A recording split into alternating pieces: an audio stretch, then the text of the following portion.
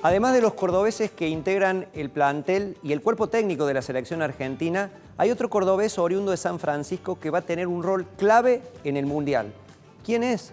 Es Guillermo Nicolás, el embajador argentino en Qatar, con quien pudimos conversar sobre el país de Medio Oriente y también sobre la competencia que involucra a 32 selecciones masculinas de fútbol que van a disputar justamente esta competencia del 20 de noviembre hasta el 18 de diciembre inclusive. Para comenzar, y para quienes no conocemos Qatar, le preguntamos al embajador qué destacaría de este país de Medio Oriente. Esto nos decía. Qatar es un país muy pequeño geográficamente, tiene alrededor de 10.500 kilómetros cuadrados, es la mitad exactamente de la provincia de Tucumán, ¿no? Como para tener una idea de las dimensiones. En su gran mayoría su territorio está cubierto por desierto, ¿no? Por arena. Así que en realidad Doha es por supuesto la capital, la ciudad más importante, y después hay 2 o 3 pequeñas ciudades en el resto del país, pero no mucho más. Así que prácticamente estamos hablando de un país con una sola ciudad importante, muy pequeño, pero que es muy poderoso económicamente. Los recientes informes, ¿no?, de la economía mundial indican que Qatar podría ser en este momento el país con el mayor Producto Bruto Interno per cápita del mundo. Ahora, en su opinión, hablando de la fortaleza económica de un país como Qatar, ¿qué pretenden los gobernantes de Qatar con la organización de este mundial que, según estimaciones privadas, la inversión superaría los 200.000 millones de dólares? Qatar tiene 2 objetivos fundamentales. En primer lugar, darse a conocer al mundo. Es decir, es un país que antes de que fuese electo, ¿no?, para ser sede de la Copa del Mundo 2022, muy poca gente conocía de su existencia, salvo, personas que estén interesadas por temas de Medio Oriente o que quizás hayan viajado y pasado por su aeropuerto, pero era un país muy poco conocido.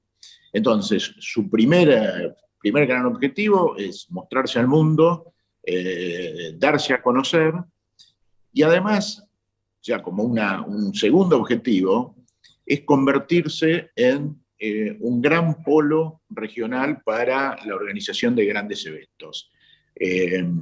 A partir de la finalización del Mundial se inicia para Qatar, por supuesto, una nueva etapa, una nueva era, y esa es una de sus principales metas, ¿no? Organizar grandes eventos, no solo deportivos, por ejemplo, va a ser sede de la carrera de Fórmula 1, de MotoGP, sino además de foros internacionales de todo tipo y un centro además para convenciones, de convenciones médicas, etc. Esos son los 2 objetivos que persigue Qatar con la Copa del Mundo. Bien, sin duda posicionarse a partir de este evento mundial de cara a los próximos años. De hecho, tenía entendido también que hay un proyecto que se llama Qatar National Vision 2030, en el cual justamente hacen referencia a lo que comentaba el embajador, de potenciarlo como destino turístico y de negocios. Ahora, pensando en el Mundial, ¿hay una estimación de la cantidad de personas que pueden visitar el país y de los argentinos durante lo que es la Copa Mundial de la FIFA? Bueno, con respecto a la cantidad de personas, el comité organizador estima en 1,5 millones. A mí me parece que es un número un poco alto.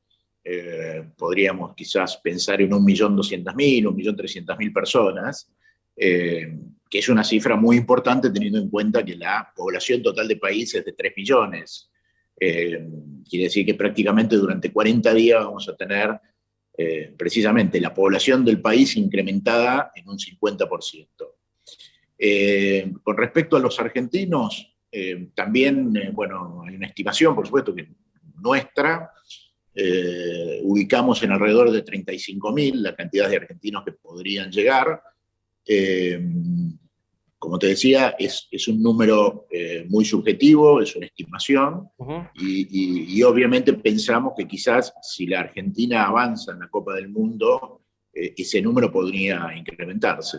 Bien, Ahora, en ese sentido, hablando de esta cantidad de gente que va a visitar durante 40 días Qatar, ¿qué preparativos ha tenido el país y el Comité Supremo?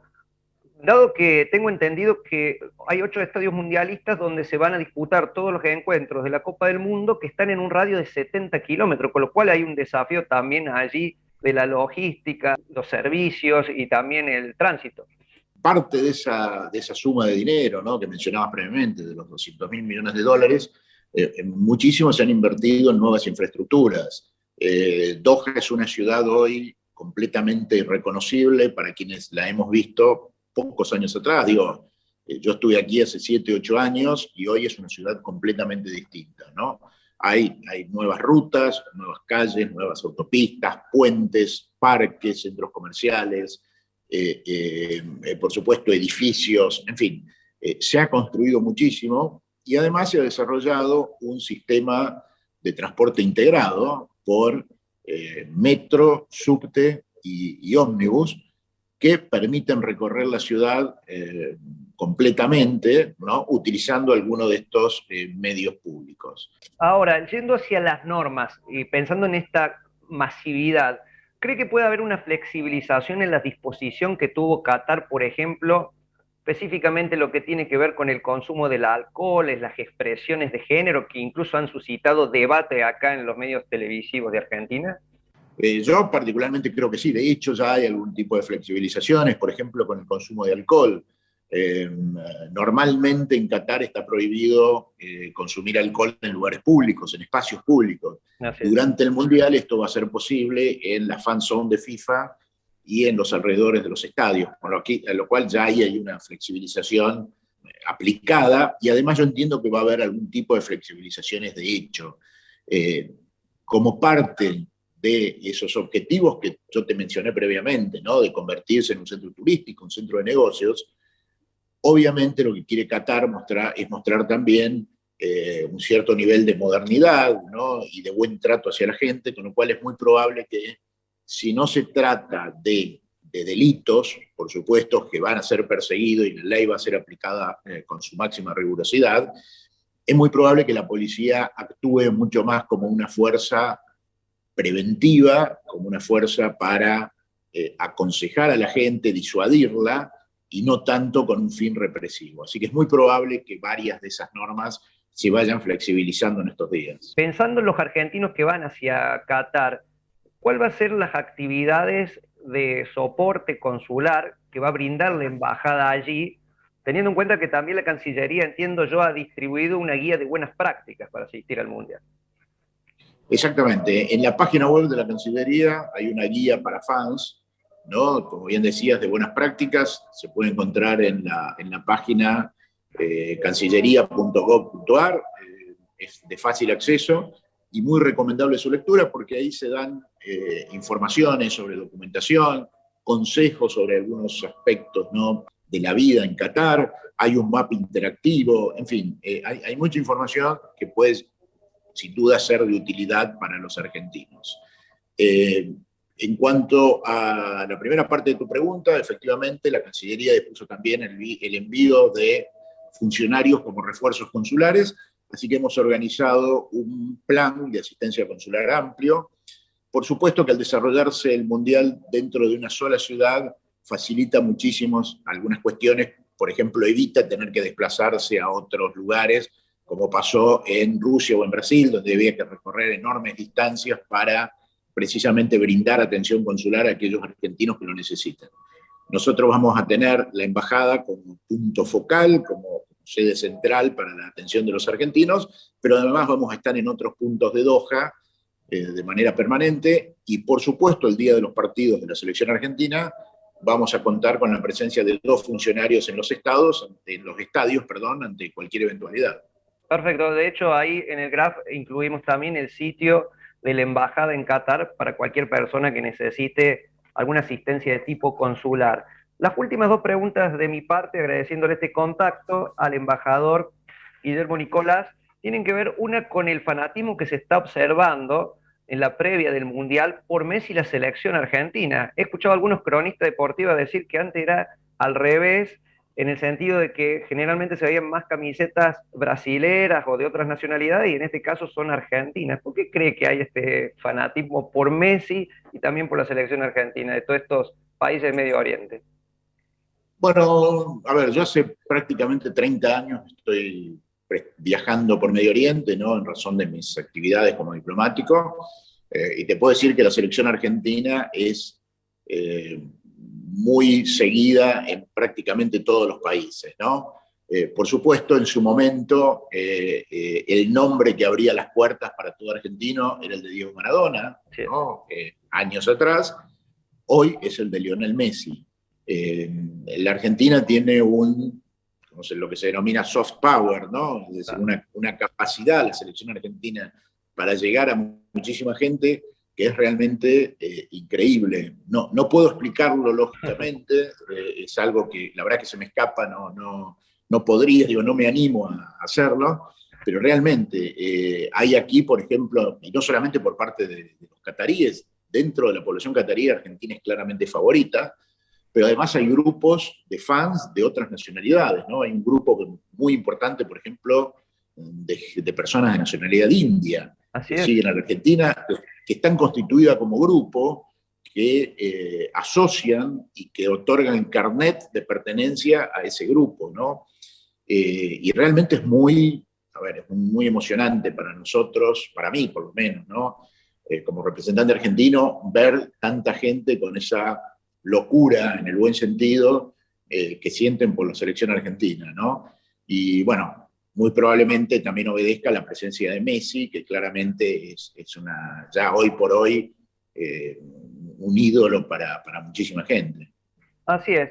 Más allá de la pasión y el fanatismo que despierta Messi, por ejemplo, y la selección argentina, para cerrar, ¿qué nos une a Argentina con Qatar? ¿Qué puntos en común tenemos? Cuando hablo de Qatar, lo hago extensivo también a muchos otros pueblos árabes. En común tenemos varias cosas. En primer lugar, el sentido de la amistad que tenemos nosotros, ¿no? Y que tienen los árabes también, es decir, le dan mucha relevancia. Y quizás la pertenencia familiar también. Si bien en la Argentina por ahí ya se está perdiendo un poquitito, pero el sentido de pertenecer a una familia, el reunirse en familia, el estar en familia, también es muy común a ambos pueblos, ¿no? Yo Y creo que también tenemos, pienso, perdón, en los proyectos económicos entiendo que Qatar es un gran productor de todo lo que es combustible y todo lo que es gas también, exportador.